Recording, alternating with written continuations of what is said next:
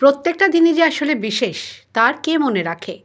টোটো চালক হয়েও নিভৃতে সেই মনে রাখার ও মানুষকে মনে করানোর কাজটিই করে চলেছেন লিলুয়ার সুরঞ্জন কর্মকার। প্রত্যেক দিনই কোনো না কোনো মনীষী, সাহিত্যিক, কবি, শিল্পী, আবিষ্কারকের জন্মদিন বা মৃত্যুদিন। নিয়ম করে প্রতিদিন তাদের ছবি নিয়ে টোটো সাজান সুরঞ্জনবাবু। যাত্রীরা টোটোতে উঠলে জানতে পারেন বিশেষ সেই দিনে কোন বিশিষ্ট মানুষের জন্মদিন বা মৃত্যুদিন। আগে অনেক বক্রোক্তি সহ্য করতে হতো, কিন্তু এখন তাকে লোক চেনেন গুগল টোটো চালক হিসেবে। এটা এলো বলতে আমি মনেই চিন্তা করেছিলাম যে এই মনীষীদেরকে সবাই তো ভুলে যাচ্ছি আমরা, যাতে এদেরকে সবাই স্মরণ করতে পারে, এদেরকে আবার দ্বিতীয়বার আবার মনে যদি ভুলে গিয়ে থাকে আরেকবার সেকেন্ড টাইমও মনে আসবে যে না আজকে থমাস আলভা এডিসনের জন্মদিন। তো আজকে যাকে আমি এইভাবে যাতে সবাই জানুক বুঝুক, এটা আমার প্রচেষ্টা আছে, সবাই পুনরায় আবার নতুন করে জানুক। 365 দিন ছবি লাগাই এভাবে, প্রতিদিন যার জন্মদিন, মৃত্যুদিন বা কোনো স্পেশাল ডে থাকে, যেমন হাওড়া ব্রিজের জন্মদিন, সেদিনকে হাওড়া ব্রিজের ছবি লাগালাম। ভগৎ সিং এর জন্মদিন, ভগৎ সিং এর ছবি লাগালাম। মাতঙ্গিনী হাজরা, যত লেখক লেখিকা আছেন, তারাশঙ্কর বন্দ্যোপাধ্যায়, মহাশ্বেতা দেবী, লীলা মজুমদার, এদের তো আছেই।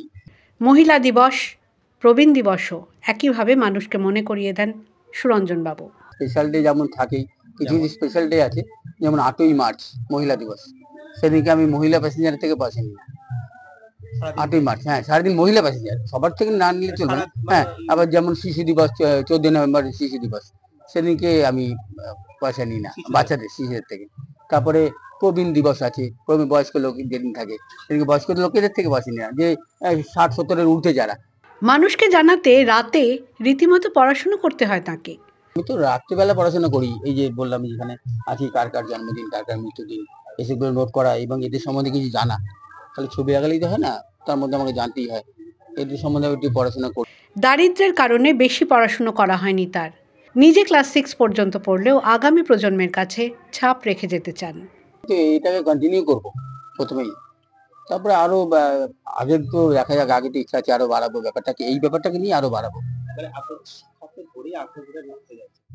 100 বার শিক্ষাকে নিয়েই, যারা বাচ্চারাও কিছু জানতে পারে, মানে ভুলে না যায়। অনেক কিছু তো আমরা ভুলে যাচ্ছি, স্মরণ থেকে আউট করে দিচ্ছি। অনেক চ্যাপ্টারই নাকি শুনেছি, পেপারে দেখি অনেক পুরোনো চ্যাপ্টারকে উঠিয়ে দিচ্ছে, উঠে যাচ্ছে। তো আমি কোনো কাউকে দোষ দিচ্ছি না। তাকে নিয়ে গর্বিত পাড়ার লোকজনও। তার টোটোকে গুগল টোটোও বলেন অনেকে। এটা আমাদের কাছে সত্যিই গর্বের বিষয় যে মানে উনি আমাদের, মানে আমি যেই পাড়াতে থাকি আর কি, মিরপাড়া, লিলুয়া মিরপাড়া, উনি সেখানকার বাসিন্দা এবং গোটা লিলুয়াকে রিপ্রেজেন্ট করছেন। মানে শিক্ষা হচ্ছে অনেকটা আমাদের কাছে মনে হয় যে আনন্দের মতন, যত ছড়িয়ে দেওয়া যাবে তত। হ্যাঁ, তো সেই ক্ষেত্রে আমার মনে হয় যে তাতে সুরঞ্জন কাকুর অবদান অনেকখানি। সুরঞ্জনবাবু আগে একটি ফটোগ্রাফি ল্যাবে কাজ করতেন। সেই কাজ চলে যাওয়ার পর সংসার চালানোর জন্য টোটো চালাতে শুরু করেন। নিজে মাধ্যমিকের গণ্ডি পেরোতে না পারলেও লেখাপড়ার প্রতি ভালোবাসা ছিল বরাবর। এখনও সেই কাজটাই করছেন অন্যরকমভাবে। হাওড়া থেকে দেবাশিস গুছাইতের রিপোর্ট, দ্য ওয়াল।